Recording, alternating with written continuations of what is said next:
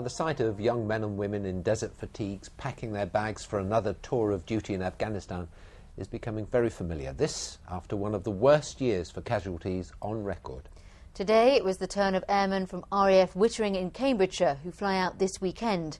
For tonight's special report, Alex Dunlop is in Afghanistan to assess this region's contribution to the war. A short while ago he sent us this from Kandahar. Hello, this is the main base for many troops coming into Afghanistan. We've got Camp Bastion about 90 miles to the west that way, and over the hills 300 miles to the north is Kabul. Now you can see behind me in the pod is a Tornado from RAF Marham in Norfolk being serviced. They've been here for about 5 weeks now. But today and tomorrow, Wittering's RAF Regiment are flying in on their way to a 5-month deployment. Now their job will be to protect the wire outside Camp Bastion in neighbouring Helmand province. This from our chief reporter, Kim Riley. Wittering is known as the home of the Harrier. It's also home to No. 3 Squadron RAF Regiment. Right, troops, what I want to see is your FIDEN 189 and your Rules of Engagement card. Today, the final checks of personal documents and equipment before they head for Afghanistan. Their mission, to protect Camp Bastion itself and the aircraft that fly from it. For Ben Fiddler from Newmarket, it's his second posting to the country. It was a hard tour. I mean, obviously we lost 2 lads last year, which was quite a big blow to the squadron. Obviously, I'm going to miss out on Christmas with my little boy and my missus, but we had Christmas a little while back. It's actually my birthday as well tomorrow, so I'm lucky enough to get my 21st in before we go away, which is a bit of a shame for some of the other lads. I know they're having a lot of birthdays out there and things, but yeah, it is difficult. It gets harder every time. A little bit anxious. It's my first time, but I'm feeling confident because of all the training we've had, so just want to get out there and get to use what I've learnt. Keeping the lads entertained, the regiment's official pin-up, Susie Hudson, in full desert camouflage. They've had months of training, fully prepared now for challenging conditions. The responsibility we've got is quite immense, protecting all Air Force aircraft, but the environment we're actually doing it in is pretty hard. I mean, it's sandy, it's obviously desert, but at this time of the year it's going to be very cold. In the winter, probably get down to sort of -6, -7, and in the daytime you're only at about 2 or 3 degrees, so it's going to be pretty tough. And as the end of the tour comes, it then starts getting a lot hotter, so we're having to prepare for both winter and for a summer deployment. The first group are due to leave the station in the early hours of tomorrow morning. By midweek, all 107 will have left. It's a challenging mission. Now they simply want to get on with the job. Kim Riley, BBC Look East, RAF Wittering. Now that regiment will join more than 1,300 personnel from our region who are already in Afghanistan. And they include 445 Royal Anglians, including reservists, 270 from RAF Honington in Suffolk, including 1 Royal Tank Regiment. They deployed here last weekend. 200 are from the Army Air Corps in Wattisham, and 140 are already here with RAF Marham Tornadoes. We've also got engineers from Wimbish in Essex, medics and MOD police. Now, when the Taliban came to power here 13 years ago, they tortured and killed thousands of ordinary Afghans, and many are still too afraid to return. So where did they go?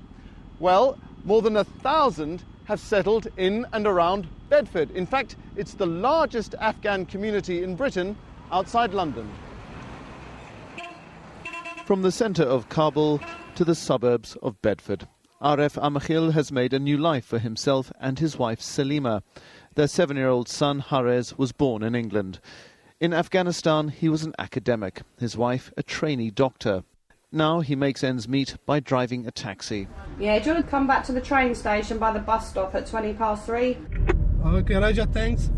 At this local taxi firm, a third of the drivers are Afghans. Bedford is near to London, and also the Luton Airport is near to Bedford, and this is a nice place for the living. Aref and thousands of fellow Afghans fled their homeland to escape the Taliban's strict Sharia law. Men had to wear beards, girls couldn't go to school, makeup, cameras, even toys were banned.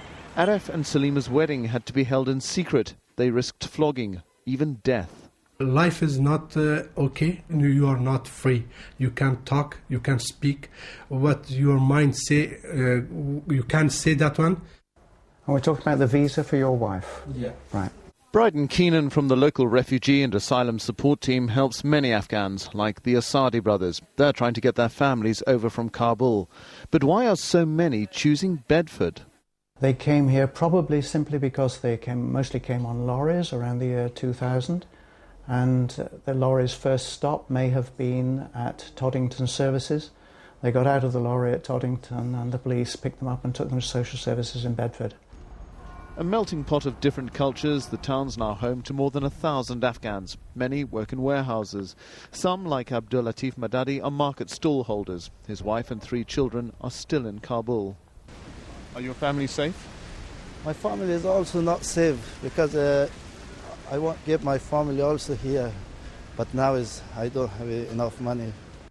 Another local trader, Mohammed Razia, showed me wounds that he said were inflicted by Taliban insurgents. Yeah, as well. Is this a knife wound? Yeah, knife wound. From whom? For Taliban. From the Taliban? Yeah. Did they try to kill you? Yeah. RAF invited me home to meet some fellow Afghans. Din used to be an orthopedic technician, Humayun a logistics manager. With troops set to stay in Afghanistan for many years yet, I was keen to find out if they wanted British soldiers to leave.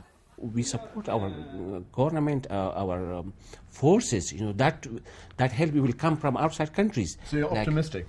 Well, yeah, yes, I am. Yeah. And that troops from this region are making an impact? Of course it is. Yeah. Arif and his family now have British passports. Bedford is now their home.